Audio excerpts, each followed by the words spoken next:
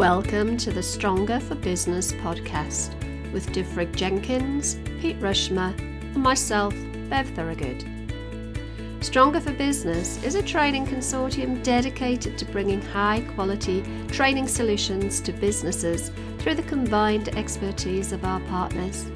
From skills training to developing personal and professional excellence, our mission is to help business owners get the very best from their people at all levels, from boardroom to shop floor.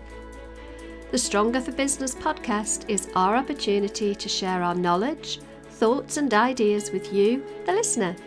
You'll get to meet some awesome guests from across the business world, sharing their experience of learning and development.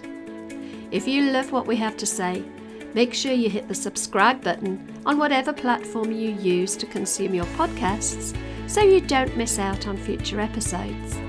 We'd love to hear from you with your suggestions for discussion topics or ideas for future guests.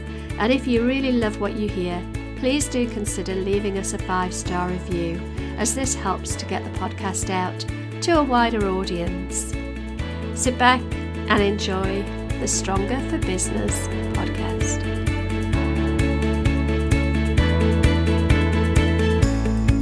Hello everybody and welcome to episode 13 of the Stronger for Business podcast. No guests today, just me and the boys here. So hi guys, how are you today? We're well. Yeah, awesome, thank you. Thank you, Beth. Brilliant. Well, say again, Dov. Sorry that it's just us. We are not sorry. We are happy to be here. We are worth listening to, even if we haven't got fancy guests. Absolutely. I think. Yeah, Exactly. Stick with us. Anyway, welcome to this episode of the podcast. We're actually going to be talking about imposter syndrome, which is really interesting, isn't it? Following Devrig's comment there about, sorry, we don't have a decent guest on. It's just us. Well, let's explore that a little bit, shall we, as we go through. We're going to be talking about imposter syndrome. It's interesting. I think something like 90% of the population have felt imposter syndrome at some point in their life. So we're going to dig into our own experiences, and I'm sure Divrig will throw in some stats and facts because he is our stats and facts man.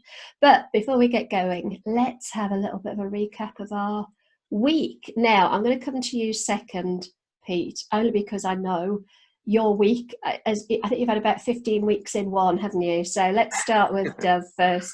What have you been up to this week? Oh, sorry. No, I'm Pete's warmer bat. Yeah, you know your place, Dub. I know my place. I just wanted to throw another bit of imposter syndrome into the mix, just to kind of bring it to life, if you like. So we're recording this podcast a little bit earlier than we normally do. It's Wednesday. It is Wednesday today, and we normally do this on a Friday. We've moved around just to kind of accommodate everybody's diary. So it's actually kind of a short week since we last spoke.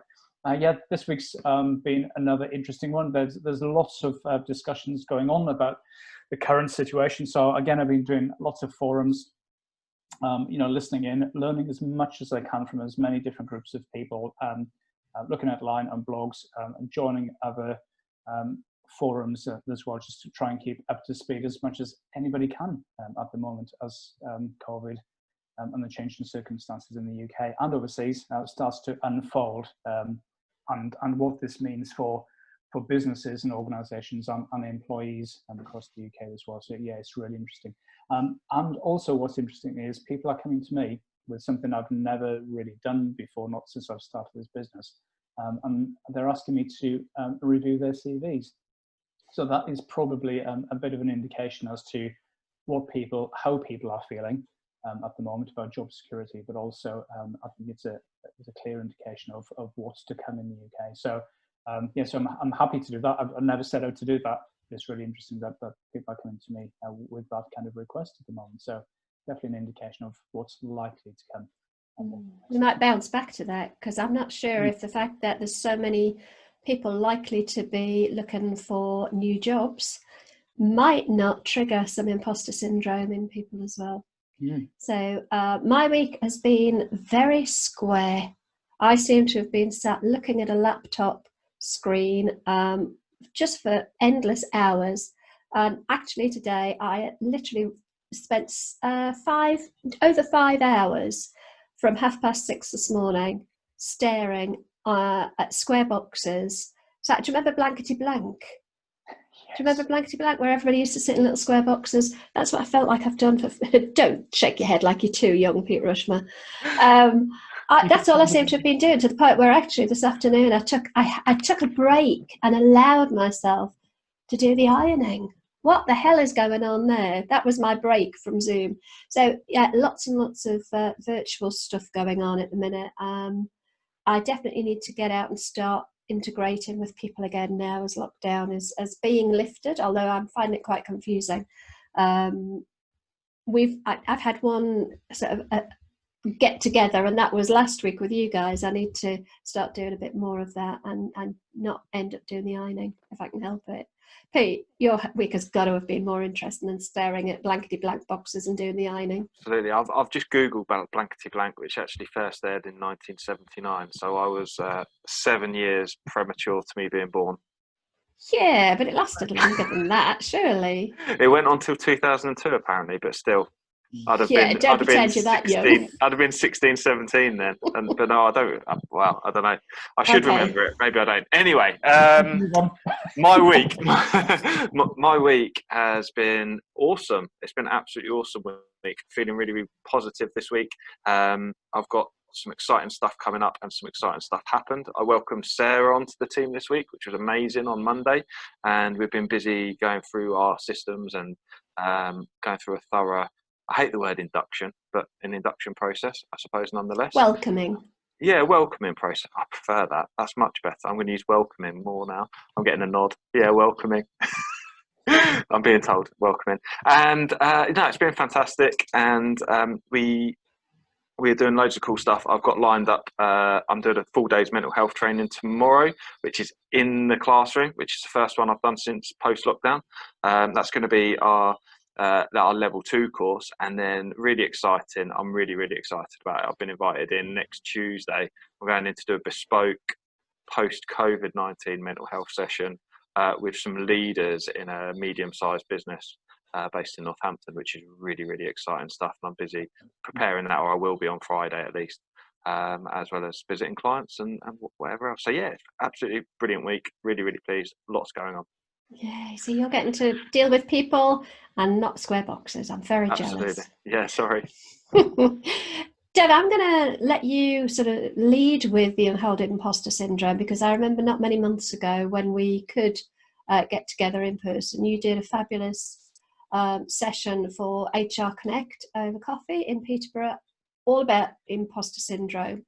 And I remember it really just generated so much discussion.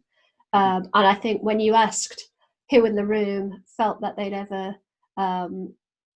experienced imposter syndrome, I don't recall anybody keeping their hand down. So if I can hand over to you to just lead us off, that would be brilliant. Yeah, so that session was in February. It was only in February. So if those listening on this, if it's sometime in the future, it's only mid-July now, and it seems like such a long time ago. Yeah, so I was asked in to facilitate a session for. It's a really good. At the moment, it's a virtual group, HR Connect over coffee. You can find them on LinkedIn. And I'm not promoting that for Pete. He's one of the leaders of that. But I'm just saying, regardless of where you are in the world, and I know there are people from different parts of the world that are connected in that group. It's a really good forum. So yeah, I was asked to go in and facilitate the session. I remember, because I remember counting, there were 33 people in the room. It was a really good session. Clearly, there was a good facilitator, but also, people, there were lots of HR and L&D people and other people from other disciplines as well. And people were really, really up for it, because it was one of many, many topics that everybody can relate to. And I started the session by asking that question, as you just said.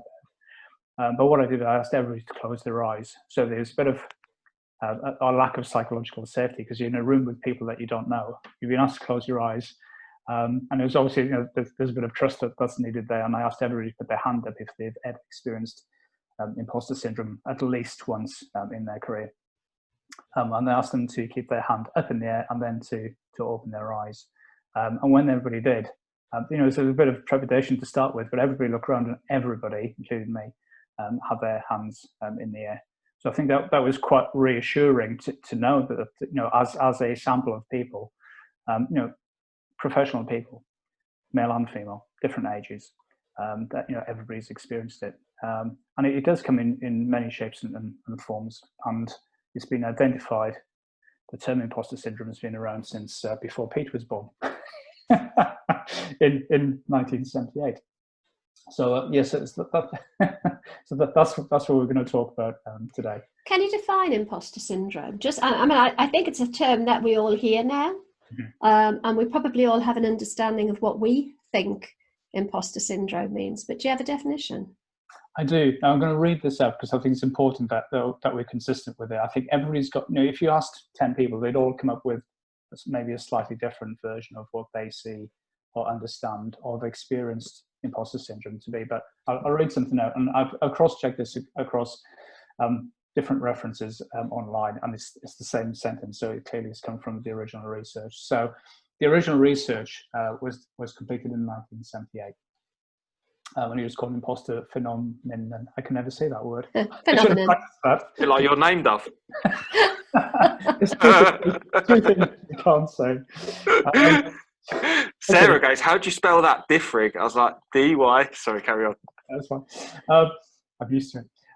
So that was introduced in 1978, and the two the ladies that researched it, because it was a research originally on female professionals. And identified it as an individual experience of self-perceived intellectual phoniness, i.e., I'm a fraud. Intellectual phoniness. Phoniness. Did you say? Yeah. That's interesting. Yes, Intellectual phoniness. So is that suggesting that it's not necessarily about feeling like a fraud, but feeling like you're not clever enough to be where you're at that moment? Because that's quite specific, isn't it? It is, yeah, very, very specific. And it's really, really interesting that there's been lots of TED Talks. Brené Brown, I think lots of our listeners will have at least heard of. She's created a TED Talk on it quite recently. There's lots of research happening since 1970. Now that's a long time now. There's been a lot of research, and it is becoming more commonly known. When we did that session back in February, everybody in the room had heard of it, and that's partly why nearly everybody who was there actually turned up on the evening. But it's really interesting that it's not only women that feel it, men are feeling that now. And I think as time is moving on, and men typically are more willing to share how they are feeling, and a lot of people know, a lot of blokes are not comfortable with that F word about feelings and emotion and stuff like that. But I think generally in work-related terms, I think people are more honest with that.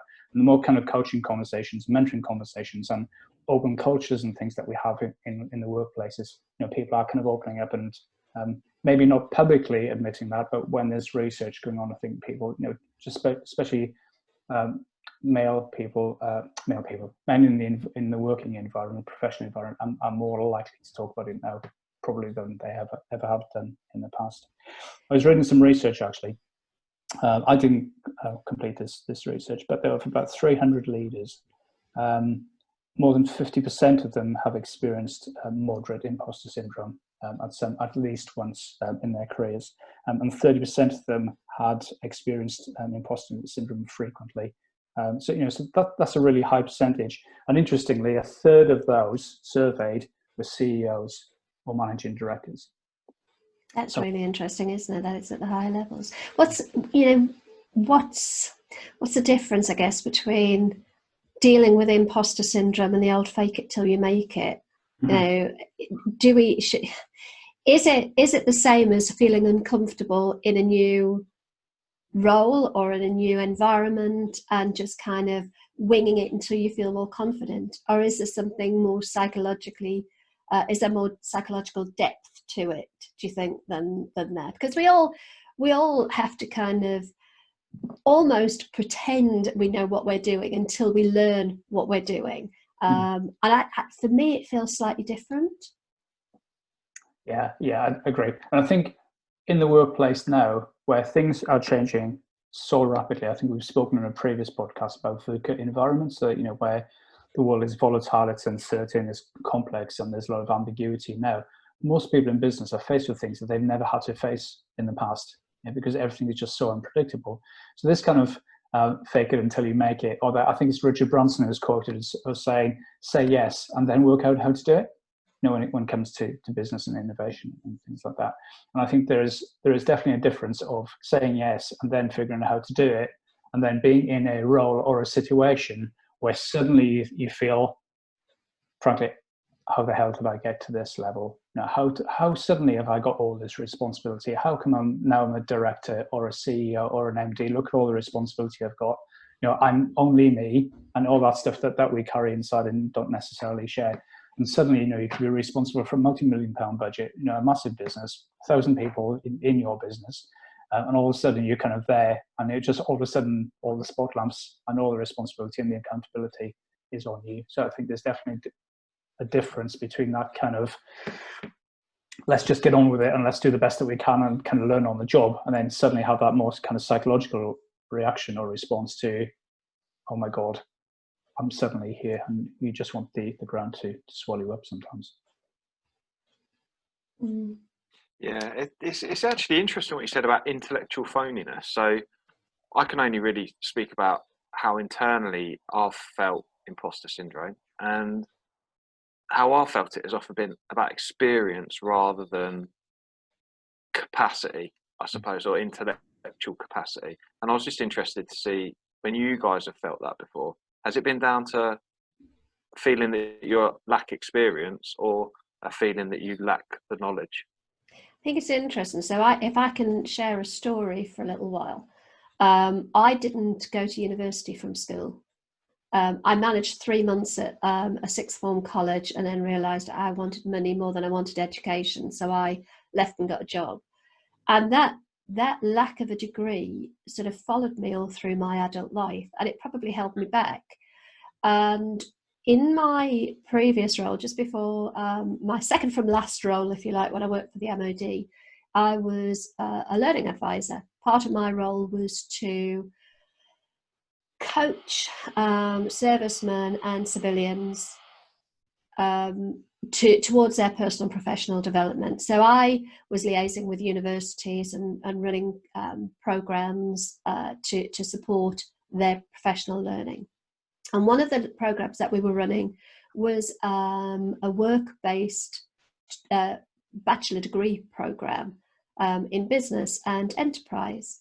And I was running it with Edinburgh Napier University, and we had a cohort that came together. They did their work-based degree and had their graduation and all the rest of it. It was fabulous.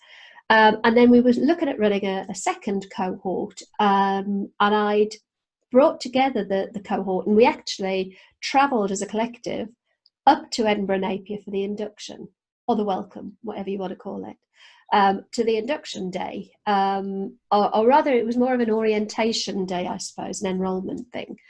And I was there with them just to support them and make sure that all the admin was done and everything. And I sat in this big room in the university with probably about 100, maybe 150 potential students, people who were about to enroll on this degree program. And I remember sitting there thinking, I wish I could do this. I wish I was smart enough to do this. I never got a degree. I feel quite sorry for myself, I suppose, really. And I ended up chatting to the course director, who I'd got to know quite well anyway in my role. And she said, I don't know why you don't enrol for this. And I said, well, I don't think I haven't got the academic sort of prerequisites, have I? She said, well, it's a work-based degree. We look at experience. We look at, the roles that you've had. Have you had management experience? Have you, we basically accredit prior experience. So we had this conversation, and literally, this is a Friday afternoon. I think we started the session about 1:30. By 3:00, I'd enrolled on a degree program. I'd also managed to get finance for it from my employer, which was great. But I'd enrolled on it, and I remember being really excited and looking around this room and thinking, God, I'm out of my depth here. And on the drive home, so I literally sort of drove the guys back from Edinburgh, and all the way back, I just kept thinking, what have you done? What have you done? You're going to fail this miserably. And I have to tell you, and I'm quite proud of it, actually, by the end of the degree, I got the university class medal for getting the highest grades. So I literally came top of the class. And when I look back at the degree, yeah, it was time consuming and it took a lot of effort, but I didn't feel I needed huge amounts of intellectual ability to be able to do the degree. But I'd had this imposter syndrome, I suppose, for so many years that I wasn't smart enough to be able to do that. And yet the evidence didn't back that up at all. And yes, so just a sort of personal story, really. So yes, for me, it was very much about not feeling that I had the intelligence or the intellect to be able to go down that route. Yeah, I've got the same experience as Bev, but for me it was partly because of the background that I grew up in. So I grew up in, as you can probably guess by my age and my name, grew up in a mining community in South Wales. And during my formative years, it was highly charged politically. The miners' strike was on. There was a lot of poverty, and still is in the area. It's quite a deprived area of Europe, actually still. So so that has a bearing on your outlook on life and what you think you can achieve and maybe should achieve as well. There's some social expectations potentially as well. Education, my formal education was not great. I didn't go to university. I went to college. Had a great time there and succeeded in college, but then kind of after that still didn't really know what I wanted to do. So part of that was around the kind of that self-imposed expectations, if you like, society's expectations of what somebody from that area could achieve. But also as well, there's a level of confidence or a lack of confidence in that as well. So maybe, and there's nothing wrong with my upbringing, but maybe if I grew up in a different area at a different time, then maybe they would be in a different level of education or a different level of confidence as well. And probably, like everybody else, would still have experienced imposter syndrome at some time. But I think there's a combination for me around confidence and kind of society's expectations of what I could or should achieve in my life. I remember at your presentation you sharing the story about when you started working with an airline company, and I can't remember which one it was. I remember you saying you got to your employment for the first day and you didn't want to get out of the car. You were keen really to sort of turn around and run away. Have I got that story right? Yeah, I don't want to run away, but I did think it, and it was interesting because it was the first time. Packing it down, thinking, and maybe as people do, like, what's wrong with you? Get a grip, man up, as we might say, where I grew up. But I just sat there thinking, God, can I actually do this? Bear in mind, I just did a 3-week really intensive training course, qualified that. It's quite serious stuff. Just turned up and thought, God, I don't think I can actually do this. But I bit the bullet and I did it, and I think that's important. But I'm sure that there's lots of people who've turned up on their first day at work or some other point in their careers and thinking, I don't think I could do this today, and then they've gone home. And you know what? There's nothing wrong with that thing, but it's just a clear indication of am I good enough? What am I doing here? Who do you think you're kidding? Those kind of emotions and responses that you have. Yeah, that's really interesting. So is the am I good enough the same as feeling like an imposter? Or is one fear of the unknown and the other fearing being caught, fearing being found out? I don't know. What about you, Pete? Yeah, interesting actually, because it's a slight difference, but I feel that my experience of imposter syndrome is slightly different to both of yours. So, and I suppose if we go back, the expectation on me weighed quite heavy when I was younger, and if I go back to school, for example, I was quite fortunate in that school it wasn't too bad for me. I got on okay. I got fantastic grades, a handful of A's and A stars at GCSE, and the expectation to go to Oxford or Cambridge to university, and the expectation weighed so heavy on me. I shunned the sixth form college that I should have gone to, which was Hills Road in Cambridge, which is a supposed feeder college, I suppose, for the Red Bricks, in favour of going to Long Road. And I ended up coming out of Long Road as well, partly because I'd been really poorly, but partly because I just couldn't deal with the weight of the expectation on me, and I wanted to go and find my own way. And throughout my life, my challenges I've found with imposter syndrome hasn't been so much about my capacity or the ability, but actually about being found out for being inexperienced. And it's always felt like people are more experienced than me, and that I've not experienced enough. And I got triggered the other day, actually, and this is probably a little bit of a spoiler for a podcast we've got coming up. We were chatting, we had a meeting with Matt, who's an American motivational speaker who has been through similar experiences to some that I've been through in my life. And I would never have the ability to call myself a motivational speaker, never. And he just was like, yeah, I'm a motivational speaker. This lad's like 6 years younger than me.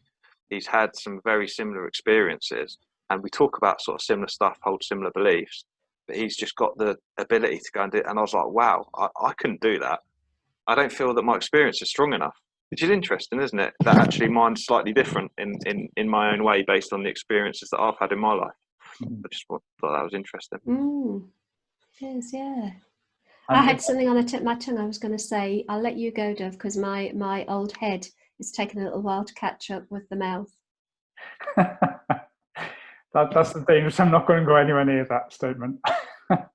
But I think it's really interesting that one of the elements of imposter syndrome is something called the fear of other people's opinions. And we always tend to look up at people, if you like. So we always look at what we haven't got or haven't achieved or what we don't think we could get, rather than kind of positioning ourselves maybe in the middle ground. And this isn't about looking down on people, so I don't want anybody to get me wrong. If you position yourself and thinking, actually, look at what I've achieved in my life, and this isn't about net worth or the size of your house or your car or anything like that. It's just about achievements and things. Most people in the world have achieved more than somebody else. Maybe not, but a lot of people have achieved more than somebody else. There's a lot of people in the world, millions of people in the world, through no fault of their own, haven't achieved a lot in their life. But we're always looking at the next best thing, or we're always compared to somebody who is better in some way, in inverted commas. And I think that's a challenge these days, particularly with social media, where people are always putting on pictures of themselves in some kind of not real reality. So look at me in this really nice restaurant having this nice meal. Look at me in this car. Look at me on holidays. Look at the new clothes that I've got. Look at my new hairdo. All this kind of stuff that's going on. What you don't see is the people having their normal meal, the people not on holidays, the people not having fun. So there's this kind of inflated and artificial world that we live in through media. So we're always thinking about, actually, do I look as good as that person? Are my holidays as good as that person? So we can get imposter syndrome, not only just in the work environment, but in lots of other ways as well. And just by having conversations with somebody, he's, that person, Matt, as an example, Peter saying, he's just a few years younger than me. So why is he a motivational speaker and I'm not? But there'll be lots of people looking at Pete thinking he's already had a successful career in his work life. Now he's set up his own business and that's been successful as well. Why can't I be more like Pete? So it's really interesting about that kind of positioning that we give ourselves, but also as well, kind of, again, go back to what I said earlier about society's expectations and our expectation on where we fit in the world. And some of that is real, but a lot of it really isn't. It's fascinating the point you're making, and totally true around the total lack of or distortion of reality that we're exposed to at the moment with social media, even down to the people's visibility and filters and things like that. The reality of when you meet someone in comparison to seeing them online is even this Zoom call. I look at the camera picture myself, and I know that it's slightly, the blemishes aren't as real as what they are in real life. But I missed my next point, which was it was along the lines of no, it's gone. It's gone. You see, you're not that young. You're getting the loss of brain function. Absolutely, just gone. Yeah, I'll let you come back to it in a minute. What I was going to say as well was, I felt this probably the most, the whole imposter syndrome, the most when I left work. Now, yes, I had it around the degree, but I'm not sure if, thinking about it, if that was true imposter syndrome or just fear of failure. And I don't know if they're the same thing, but I'll tell you when I really did feel that imposter syndrome, as in feeling like a fraud, was when I went up from being sort of 34, 35 years as an employee to suddenly hitting networking events where I was telling people I was a businesswoman, because it felt wrong, because I was at the very starting point of starting my business. So I didn't have there was nothing credible about me at that point, because here's me saying I have a business. Well, actually, I had a job that was a few months old that nobody else was my boss, but I hadn't, I didn't have the business acumen. I didn't have any credibility or longevity in business. So I found it very, very hard when I first started hitting the networking circuit to stand up and talk about my business with any level of authority, because I felt like an absolute imposter. Now that's interesting, because over the last 2 years, I no longer feel that. I can quite happily stand up and say, I'm a businesswoman. So I've kind of moved through it. But then it does come back quite regularly when I'm asked to do something that maybe isn't the mainstream, and my immediate thought is, oh, I can't do that. That's not me.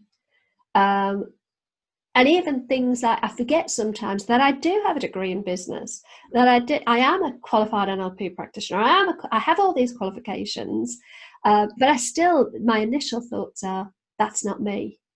I feel fake, which is rubbish. The reality doesn't back that up. The evidence isn't there, but it's in the head, isn't it? Mm. Okay, so here's a question. As you feel more comfortable with being a business owner, would you accept that you're an entrepreneur? Oh, no, definitely not. I'm not a risk taker. So I see entrepreneurs as being, open to taking risks, and I don't think I'm a risk taker. So no, that would feel very false. Yeah. That's quite a quick reaction as well, actually, wasn't it? It was a very strong reaction. Yeah, very you strong have reaction. to think about that. Or your brain, more importantly, your brain wouldn't allow you to reflect on that. There was an instant response there, which is quite interesting about why, like the psychology behind that. Maybe we can talk about that in a little while. For me, entrepreneur, no, because I think it's what your perception of an entrepreneur is. An entrepreneur for me is somebody who's kind of goes on to the Apprentice or Dragon's Den, or those kind of programs, which I think are fairly global now. Who tends to be probably maybe in their 20s, who's very maybe tech savvy or highly confident. That most of those people, they're not really that confident, but they practiced and they've rehearsed and all of those kind of things. So I actually don't see myself as an entrepreneur, but only inverted commas, a businessman. What do you reckon, Pete? Do you think you're an entrepreneur? No. Now you would be my absolute epitome of an entrepreneur. Oh, well, I appreciate the sentiment. But yeah, no, so that gives me imposter. That makes me feel like an imposter and that I'll get found out. I'd love to be an entrepreneur long term, but I feel that I need to be more experienced and build a bigger business over time to be able to sort of justify that tag. It feels like a tag rather than sort of a business owner, because a business owner could be anyone from someone who doesn't make enough money in their business to pay tax through to it's quite an objective statement. But entrepreneur feels like it's a tag, isn't it, that you tag yourself. And yeah, it was just interesting when you were speaking, because it triggered in my head that I think for me, entrepreneur feels like quite a label. You'd tag Elon Musk as an entrepreneur, or who's a chap that did Facebook. My mind's totally gone today. That's it. Yeah, exactly. Entrepreneurial. Build big business, go for investment opportunities, and that sort of thing, that they really want to scale their business. And I'd like. Is it just a bit of comparisonitis going on there? Because you're comparing to massive scale, but I look at what you've done with your business, even just over the last 3 months during COVID, and I would say you've kind of epitomized entrepreneurship, because you're willing to take calculated risks. You're not reckless, but you you're willing to take risks, you're looking for new opportunities, and sort of investing, not necessarily just money, but you're investing yourself into those opportunities. And to me, that's what an entrepreneur does. Whereas what I do is I'm a damn good trainer who happens to work for myself now. And that's my perception. I'm now comfortable with saying I have a training business, but I don't see myself as an entrepreneur. I don't have fingers in lots of pies. But I think it's like you said, Derek, it's about your perception of the language. And I think we may have gone off a little bit, the whole imposter syndrome thing, but I love the way these conversations meander. Yeah, absolutely. What an interesting conversation. Yeah. But, but again, it's almost that kind of that social proofing, isn't it? So, Pete, you're comparing yourself to like the top 1% of all businessmen and women in the world. And that's unhelpful, I guess. Because there are hundreds of millions of other business people and millions of people who are successful. But they're the people that we remember because they're the ones who are in the media all the time because they are the most successful by far. They're all multimillionaires or billionaires now. So I think it's an unfair comparison to compare the rest of the world really to literally a few hundred people in the world. The thing is, though, and it's not illogical. If you think about it, the way we perceive ourselves doesn't come from our logical, rational brain. It comes from our primal brain, the brainstem, that emotional part of the brain. Because logically, if you look at, you listen to you on your A Half Dozen Things podcast, and you're talking to lots of entrepreneurs who I see as exactly where you are. I see you as all being in a very similar sort of position. Now, granted, if you had Elon Musk on your podcast, I might see a bit of a difference. But it's interesting that my perception is that you are no different in many ways to some of the entrepreneurs that you have had on your podcast, and yet you see yourself as almost a sort of an imposter in that role. It's so internal. There's no reality to any of this. There's no truth to any of this imposter syndrome. It's completely in our heads, isn't it? Yeah, we'll get found out one day, right? I was just looking on good old Wikipedia, because obviously Wikipedia is the encyclopedia of all knowledge, and it talks about imposter syndrome having 5 types. The perfectionist, superwoman or superman, the natural genius, the soloist, and the expert. Now, I haven't kind of gone into what each of those sort of definitions means, but certainly looking at that, I can immediately relate to the perfectionist, and I can immediately relate to the expert. And that doesn't mean that I relate to me being an expert, but I know that I hate it when people call me an expert. People say, yeah, you need to speak to Bev, she's a menopause expert. And to me, when I hear that word, I may immediate imposter syndrome, because I don't feel like I'm an expert. I have expertise in that subject. I have expertise in that area. But there's something about that word that triggers me. I haven't kind of explored more about what those terms mean by their definition. But the two that stood out for me was definitely perfectionist. I avoid and I procrastinate on so many things because I'm a perfectionist. And it took me a while to accept that I was a perfectionist, because I assumed being a perfectionist meant that you did everything perfectly.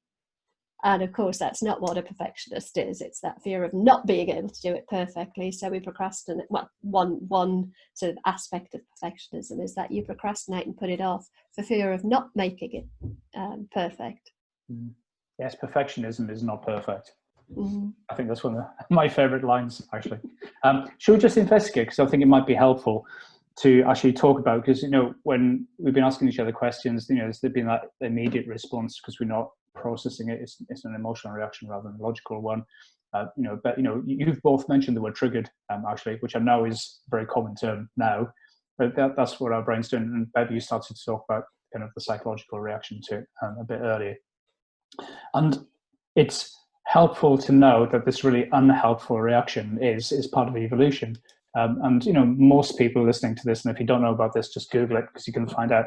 Our brains, the ancient parts of our brains, are designed in part just to keep us alive.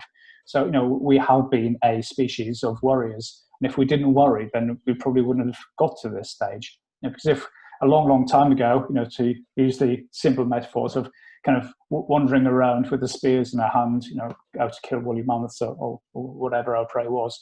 If we thought that everything was going to be fine that day and we weren't going to get killed, or we weren't going to get injured in some way, then there's a very good chance that we would have been speared by a tusk or killed by a saber-toothed tiger or whatever it might have been. So natural instincts are there to keep us alive, to keep us safe. And if we didn't worry, then, like I said, we might not have evolved to what we are today. So, but that is really unhelpful, and maybe more so in today's world. So, our brains are there to keep us safe. So when we're faced with situations, so it might not be going out hunting for our food anymore, but it might be standing up in front of a presentation or in a board meeting, or being asked to be an expert speaker on something. Our brains then kick in and go, I can't do this because it's not safe, which is what our brains are saying to us. We are going to be exposed in some way as a fraud or whatever it might be, and there'll be a negative reaction to that. And again, as we've just heard, just with the three of us talking, it's not, we don't have to think about it. It's boom, it's out there. Yeah, because it's our brains, that fight, flight, or freeze response that we are still hardwired to respond to. So it's cognitive biases, isn't it? It's a negative bias. And I think I was listening to somebody talking the other day about this very thing, and they were saying that the ratio of positive to negative thoughts, or negative to positive thoughts, is something like 9-1. So for every positive thought, we're likely to have 9 negative thoughts. And it's exactly as you say, it's that safety element that, 9 times, we'd rather be safe 9 times than risk it once. So, but I think there are techniques and tools, certainly NLP is one tool that I use to help us to bring that ratio down, so it maybe we don't want to get rid of all our negative bias. Even in this day and age when we don't have woolly mammoths or saber-toothed tigers, we don't want to get rid of our negative bias. It's not, it's helpful, but we need to maybe manage it with some tools that can help bring it down. So we're not spending quite so much time feeling like we're an imposter. Yeah, it's interesting. I was having a conversation just the other day, and this is sort of resonated back to that conversation I had, and we often believe that speaking about our vulnerability, there's a weakness involved in that, or there's something negative, or that vulnerability is negative. But realistically, we're all vulnerable, and we've all got vulnerabilities, and actually there's a real strength in knowing our vulnerabilities. And that one of the things that I was concerned about was you feel a lot of responsibility a lot of the time to be able to do a good job, or to be able to do something well. You feel there's a weight of expectation or responsibility. I particularly felt it sort of when you take that responsibility of employing somebody, for example, and you take that responsibility to do a good job for them, and take that on, and that then increases your vulnerability. But actually, there's also the strength, and you've got to look at it positively, that you're expanding your capacity to be able to do that. I just wanted to sort of highlight that, because otherwise we can just see it as so negative. Why are we feeling vulnerable? Why don't beat yourself up about it and look at it in a negative light? It's interesting, actually. We talked about Brené Brown earlier, I think. I'm fairly certain that was in the podcast and not prior to the podcast. We were talking about her beforehand as well. But Brené Brown talks about vulnerability, but she draws the parallel between vulnerability and courage. You cannot be vulnerable without being courageous. So far from vulnerability being a weakness, there's a strength, a courageous strength in showing vulnerability and being vulnerable. And what's also interesting is I remember the research that you used, or rather the facts that you used when you did your presentation was something like, I can't remember the exact amount, but it was something like 90 or more % of people who were exposed to the fact that other people felt imposter syndrome, felt it helped them to deal with and minimize their imposter syndrome. So just by knowing that it's not something that you're alone in the world feeling, that, you know, and I would almost say that, you know, when they talk about 70 or 80% of people feel it, I think that's a fib. I think it's just that 10 or 20% of people haven't owned up to it, because I can't believe that there are 20% of the people who haven't felt this at some point. I genuinely think it's just that it's not been reported. So I think having conversations like this, where we do share our vulnerabilities and we do share our imposter syndrome, is so empowering for everybody that listens to it.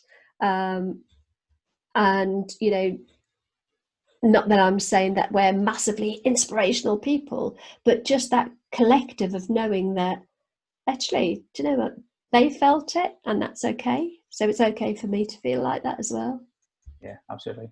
You know, because essentially what we do in these podcasts, we tell the stories, and that is the best way. You know, is that kind of social learning, if you like.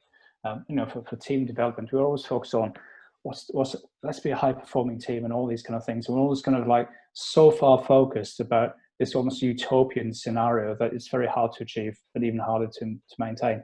It's actually start telling stories as team get to know each other at a human level, and having stories like this in a conversation in a really, really informal, I use the word safe in inverted commas, environment. You know, you really kind of reset the benchmark, if you like, because when you're honest with each other, when you feel comfortable, and you trust other people not to be telling stories outside of that meeting room or wherever it is that you work. You know, I think that's quite key. And for leaders as well, you know, there's a lot of talk the last couple of years about authentic leadership. And one of the things about being authentic is actually telling stories like this to your team. You're just thinking, I'm having a really hard day today because I've never experienced this before, and I don't mind sharing that. You know, a lot of people will see that as a weakness, but actually telling that story, you'll probably get a huge amount of credibility and more trust from your team and your peers. I would like to think from your boss as well, but I think there's probably a bit more risk there as well. But I suppose it depends on the relationship that you and the trust that you have between you and your employer or your boss. But actually, you know, just think about, you know, when you're playing that comparison game. You know, we've all done it because we've just shared it. You know, when we're always comparing ourselves to other people and people who are better in some way. So I think when the coping mechanisms, if you like, is identify when you start to play the comparison game, and then just call it out in yourself. And actually, like you're saying earlier, is thinking, is this logical for me to do that? Is this helpful, or is it not helpful? If it's not helpful, just stop doing it. You know, because if it's not adding value in some way to you or your business or what you do, then just stop playing the comparison game. You know, identify your own strengths and kind of have a word with yourself, really. Or have a word with a trusted friend. Yes, yeah, absolutely. Get a bit of a sanity check from a trusted friend. I think it has taken me a very long time to realise that acknowledging and being open about the fact that I've felt like an imposter at times, or that I've had fear around my abilities, doesn't make me any less good at the things I do. Mm-hmm. You know, I might have had these feelings, but I know that the feedback I get from a professional point of view is good. I'm good at what I do. Actually, do you know what? Talk about imposter syndrome. I even feel a little bit uncomfortable saying that. Mm. I even feel a little bit uncomfortable saying I am good at what I do. Mm. And I don't know, is that a feminine trait, do you think, more than a masculine trait? I don't know the answer to that, but I know that as a man, I feel that, and I know lots of other guys do as well. Yeah, definitely. But it's risk, isn't it? Because you are literally putting yourself out there. Yeah. And I'm sure somebody will turn around and say, well, actually, you did some work for us and you weren't that good. But reinforce that feeling. But, you know, most of the feedback I get is good. So I need to learn to believe that and work with it. But yeah. And again, it's that rational, logical brain versus that emotional, unconscious or subconscious brain. And what's interesting as well, because I mentioned at the start of the podcast, people are asking me to look at their CVs. And one of the things that I've seen is, and I've known this in the past, so when I've been hiring people into my teams, is people don't sell themselves. You're thinking if there's any time when you should be selling yourself and getting over imposter syndrome is when you put yourself in a CV, when you're applying for a job, because you know what, you've got a mortgage to pay. So it's really, really interesting that, you know, people undersell themselves at quite a critical time, you know, whether it's to move to a different company or to, you know, to come out of redundancy period or whatever it might be. So, you know, there's probably, I put some money on it, an element of imposter syndrome saying, by not putting down your successes, because why would you not promote yourself in your CV or your cover letter or your LinkedIn profile? It's really, You just reminded me of a story again when I worked for the Air Force, and I dealt a lot with resettlement, so people coming out of the military and resettling into civilian world. And they went through a 2-year process for the majority of servicemen. They went through a 2-year process of resettlement, so upskilling, preparing for the job market, etc. And I can remember having interviewing a warrant officer who literally, he must have done probably 35 years in the military, gone, you know, from boy to man, all the way up the non-commissioned rank structure. And we were talking about his strengths, what he was leaving the military with. And he was talking about project management. And he said, but the problem is I've never done project management. And I just sat there and I laughed and was very unprofessional. I said, what are you saying? You've never done project management. You're a warrant officer in the Air Force. You will have managed more projects than you've probably had hot dinners. Let's take away this tag of project management and let, you know, this sort of title of being a project manager, and actually look at some of the things you've done. He led teams out and, you know, on detachment and, you know, into theatre and all sorts of stuff, looking at managing budgets, managing manpower, managing, you know, the whole kit and caboodle. But he couldn't recognise that what he did was project management, managing projects. He just couldn't relate to it. I remember thinking, goodness me. And a highly transferable skill. And massively. Highly in business as well, because, you know, I've never worked in the military, you know, but if you can manage all the logistics of anything in the military, you know, and, you know, there's, like I said, there's probably massive budgets, loads of not only logistics within one country, but in different time zones and things as well. And, you know, some of the stuff that you're doing is pretty serious stuff as well. You know, that stuff in business will often pale into some kind of insignificance in comparison to that. So yeah, it's really interesting, isn't it, that the label and people coming out of the military say, well, I couldn't do that, I couldn't work in corporate because, and I think that's one of those records that we have to stop playing. So we'll often play those kind of records around, I can't do that because, or I shouldn't do that because, or I can't apply that for that job because, or I can't take on stuff because. And it's always that because, and that'll be the indicator of what your imposter syndrome is. So the next time that you feel that you're having imposter syndrome, play that record and listen to the tune that you're playing, and then identify what that because is, and then interrogate that. Because it won't, like you said, Bev, that it won't be logical. It'll be an emotional response, and that'll be something deep rooted in something else also. And I know I'm not a psychiatrist or a psychologist.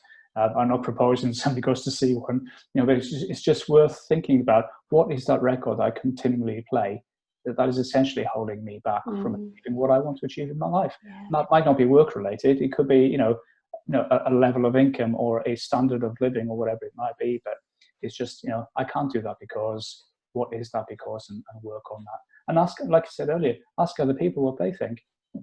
Yeah, and then believe them when they tell you. Don't dismiss it. Yeah. If anybody heard last week's episode with Catherine Lynch, Catherine, up until very recently, was the Chief People Officer at Virgin Media and has held lots of high-level, sort of board-level jobs. But I was listening to her being interviewed on another podcast earlier this week, and she was talking about her imposter syndrome, and it made me think, actually, do you know what? It affects everybody. You said earlier on, didn't you, that it's often sort of it comes out most when people reach that sort of C-suite level. That it was, and again, talking about vulnerability, you know, this lady's got so much knowledge, so much experience. She's found herself redundant, and she's got a bit of imposter syndrome kicking in, and there's a vulnerability there, and I think it just makes her, all it does for me looking at her as a person makes me think, hold her in even higher esteem than I did before. It's counterintuitive, isn't it? Mm-hmm. Guys, we are coming up to time again, so another fabulous conversation. I wondered just how much of ourselves we're going to give away as these podcasts go on. We're quite open, aren't we? Quite in ourselves, quite open to feeling a bit vulnerable, and I think that's a good thing. So let's have a quick recap on what we've learned in the last week. Anything good? Dove, let's start with you first, because Pete always needs a bit more thinking time.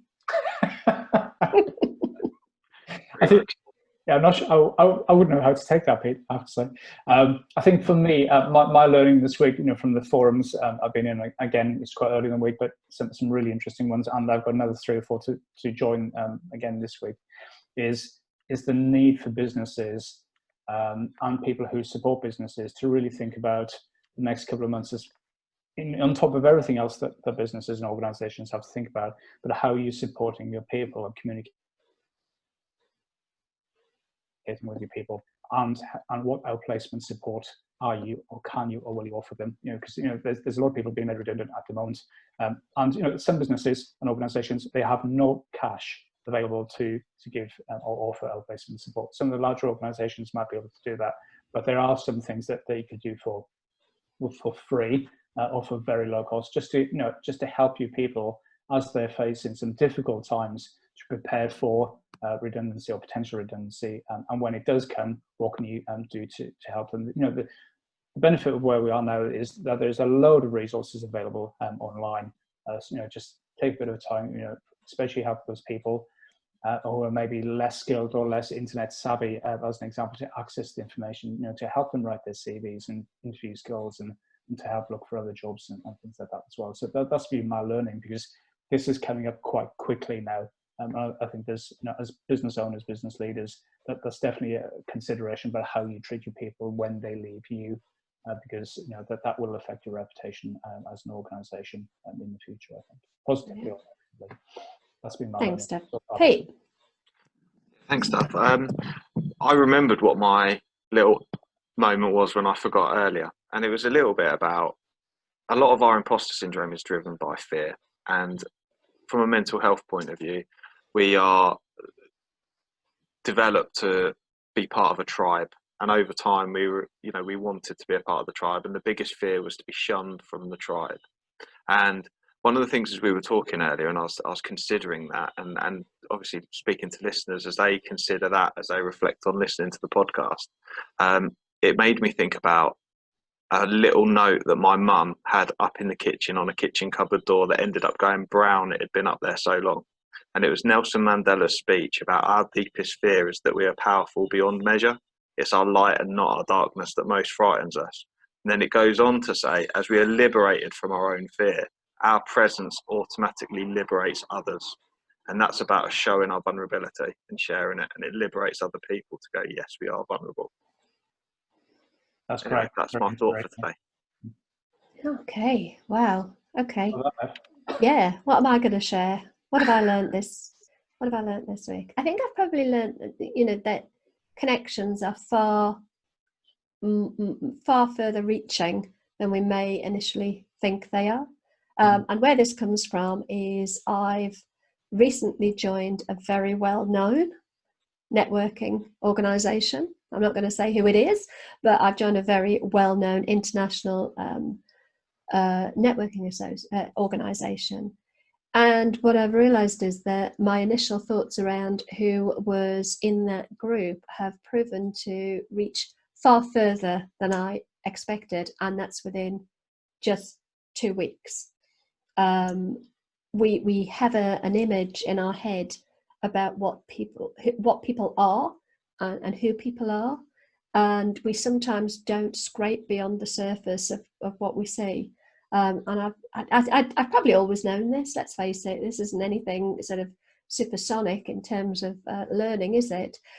But I think sometimes you don't necessarily look beyond the surface of people and there's some huge connections and so places that you can go with people. And I'm not talking physically, but places that you can take that relationship that maybe you don't see immediately. Mm-hmm. Did you even understand what I mean? Yes, 100%. Good. 100%. Good. I'm not just waffling. You're both nodding. Right, let's go. And it's really odd. Normally when we say goodbye, we're diving into the weekend, and then we've still got another couple of days of the week because we are recording a bit early. So this will be a week and a half old by the time it comes out. But you know what? Nothing we've talked about is going to go away, is it? No. Timeless classic. Evergreen. It's a bit evergreen. like me. A timeless classic. Again, I'll take that. that. Anyway, on that note, guys, have a fabulous rest of the week. Great weekend, and I'll see you again a week on Friday. Cool. Bye, everybody. Bye, everyone. Thank you for joining us on the Stronger for Business podcast. A final thought before we go. In the words of Henry Ford, anyone who stops learning is old, whether at 20 or 80. Anyone who keeps learning stays young. So, stay young and join us next Friday for our next episode of the Stronger for Business podcast.